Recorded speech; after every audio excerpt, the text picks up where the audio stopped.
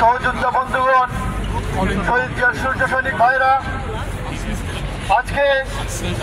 আপনারা এত কষ্ট করে আজকের এই বিক্ষোভ সমাবেশে উপস্থিত হয়েছেন,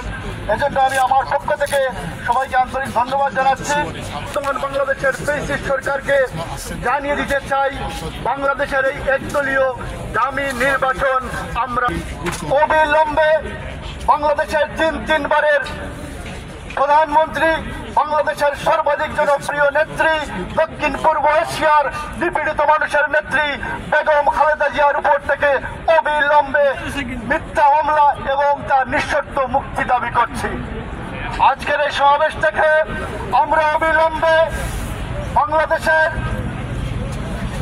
শহীদ রাষ্ট্রপতি জিয়াউর রহমানের সুযোগ্য পুত্র,